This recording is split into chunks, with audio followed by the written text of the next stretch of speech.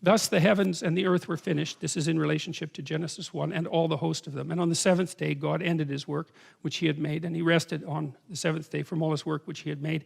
And God blessed the seventh day and sanctified it, because that in it he had rested from all his work, which God created and made. So that's wisdom in that one too, I think, the idea of the Sabbath, because one of the things, I've worked with a lot of people who were hyper-conscientious, and the thing about hyper-conscientious people is that they'll just work till they die.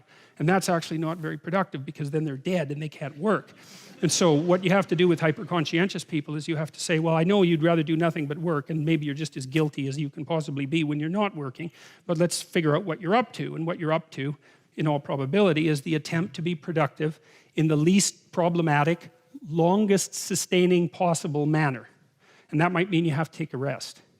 And so one of the things I used to work with lawyers, with people who had risen to the top of large law firms, and they were hyper-productive types, and they're often, trying to hit their impossible quota for yearly hours, and burning themselves to a frazzle as a consequence. And one of the things that we used to do was, they couldn't work fewer hours, because a day that just didn't work. But what we did was we'd have them take more time off, like a 4-day weekend every 2 months or something that was plotted out into the future. And then we'd track their billable hours, which is their degree of productivity. It would actually increase. So that was so cool, because you could take hardworking people and you could say, look, take a break.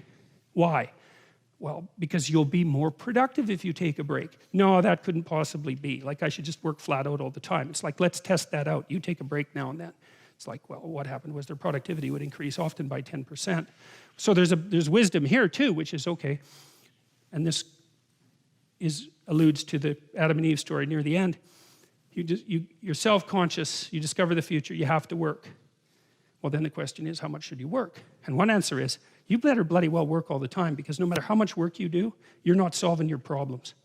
They're coming along, man. And you can stack up all the money you want, you can stack up all the wealth you want. It is not going to protect you in the final analysis. So you better be hitting the ground running, and you better run flat out all the time. Well, what happens if you do that?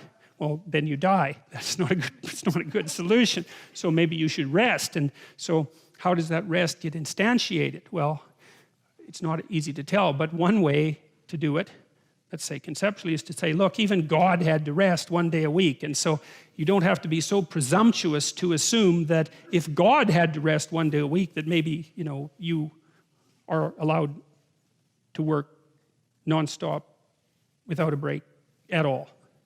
And I think our culture has slipped into that in quite a dangerous way, because everything is open all the time. And I mean, I find that just as convenient as the rest of you, but, it's so strange to talk to modern people, because one of the things they always tell you, we say, well, how are you? And what do they always say? They don't say good, they don't say bad, they say busy. It's like, yeah, well,